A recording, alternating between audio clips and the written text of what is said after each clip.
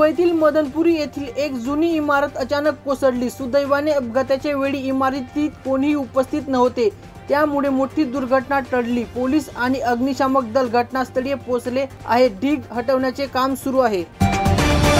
मुंबईकरांनो, सावधानगिरी बाळगा। जर तुम्ही वेळेवर पाणी बिल भरणार नाही तर तुम्हाला अतिरिक्त शुल्क भरावे लागेल। निष्काळजीपणासाठी बीएमसीने एकूण बिलावर 2% अतिरिक्त शुल्क आकारणार। या महिन्यापासून नवीन नियम लागू। तांत्रिक बिघाडामुळे मुंबईतील कल्याण स्थानकाजवळ राज्य राणी एक्सप्रेस ट्रॅकच्या मध्यभागी थांबली। मध्य रेल्वे सेवा विस्कळीत, प्रवाशांना मोठा त्रास सहन करावा लागला। बीएमसी निवडणुकीत राज ठाकरे सक्रिय झाले। अधिकाऱ्यांसोबत बैठकीत त्यांनी मराठी अस्मिता प्रत्येक घरात पोहोचवण्याची सूचना दिली आणि सांगितले, कोणालाही द्वेष करू नका, पण कोणालाही तुमच्यावर वर्चस्व गाजवू देऊ नका। दादर रेल्वे स्थानकावर तिकीट तपासण्यादरम्यान मुंबईतील एका महिलेची रेल्वे अधिकाऱ्यासोबत भांडण झाली। घटनेचा व्हिडिओ व्हायरल। दंड भरण्यावरून वाद वाढला। मुंबईतील बोरिवली येथील झाशी राणी तलाव अंघोळीसाठी गेलेल्या 15 वर्षीय अल्फाज मोहम्मद शेखचा बुडून मृत्यू। माजी खासदार गोपाल शेट्टी यांनी सुरक्षा व्यवस्थेला हलगर्जीपणासाठी बीएमसीला जबाबदार ठरवले। ठाण्यात मोबाईल चोराची घटना, मोठा अपघात। चोराने फोन खेचला, प्रवाशी ट्रॅकवर पडला। रेल्वे पोलिसांनी तपास सुरू केला। जखमी गौरव निकमला तात्काळ रुग्णालयात दाखल करण्यात आले।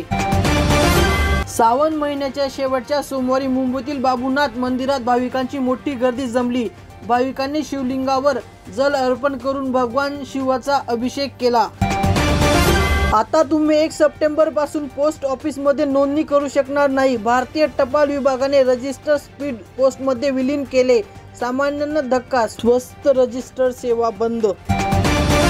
महाराष्ट्रातील वाशिम जिल्ह्यातील सरकारी रुग्णालयात घडलेली घटनेमुळे लोक संतापलेत। प्रस्तुती दरम्यान महिलेला मारहाण, निष्काळजीपणा आणि पीडितावरील हल्ल्यामुळे नवजात बालकाचा मृत्यू झाल्याचा पीडितांच्या कुटुंबियाचा दावा। मुंबई गोवा महामार्गावर उड्डाणपूलच्या बांधकामादरम्यान लोखंडी रॉड पडून रस्ता ओलांडणाऱ्या विद्यार्थी जखमी झालेत। या प्रकरणावरून शिवसेना मनसे अधिकाऱ्यांमध्ये घटनास्थळी पोलिसांशी भांडण झाली। मोठ्या गणेश मूर्तीच्या आगमन मिरवणुकीमुळे लालबाग परळ भागात वाहतूक विस्कळीत। प्रमुख चौक पोलीस तैनात। लोकांना पर्यायी मार्ग वापर करण्याचे आव्हान। मुंबई गुन्हा शाखेने बनावट कागदपत्रे बनवणाऱ्या प्रसाद शर्मा आणि त्याची बांगलादेशी पत्नी मंजू शर्मा यांना अटक केली। दोघांनी 12 वर्षांपासून बेकायदेशीर कागदपत्रांचा व्यवसाय चालवत होते। त्यांच्याकडून अनेक बनावट कागदपत्रे जप्त करण्यात आली। मालेगाव बॉम्बस्फोट प्रकरणातील आरोपींच्या सुटकेवरून महायुती सरकारमध्ये मतभेद। अजित पवार यांच्या राष्ट्रवादी काँग्रेसच्या अल्पसंख्याक शाखेचे अध्यक्ष सय्यद जलाउद्दीन यांनी उच्च न्यायालयात निर्णयाला आव्हान देण्याची मागणी केली आहे। नागपूरमध्ये एक धक्कादायक घटना घडली। दारूच्या नशेत आर्मी ऑफिसरने गाडी चालवताना 30 जणांना धडक दिली। पकडल्या गेल्यानंतर स्थानिक लोकांनी बेदम मारहाण केली। धडकमध्ये अनेक जण जखमी।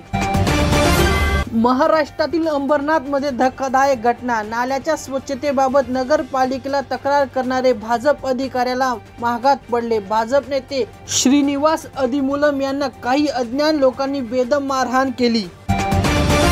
सीबीआयने 10.2 लाख रुपयाच्या लाचखोरी प्रकरणातील नवी मुंबईतील खारघर येथील कस्टम अधिकारी कृष्णा कुमार यांना अटक केली। कृष्णा बेकायदेशीर मार्गावर बेकायदेशीर वस्तू पुरवठा करत असे।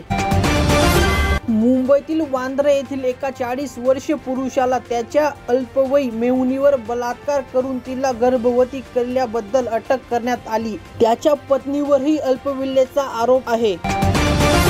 मुंबईत सोन्या चांदीच्या किमतीत बदल। 10 ग्रॅम 22 कॅरेट सोन्याचा भाव 92,950 रुपये पोहोचला, तर चांदीचा भाव 1,13,000 रुपये प्रति किलोवर पोहोचला।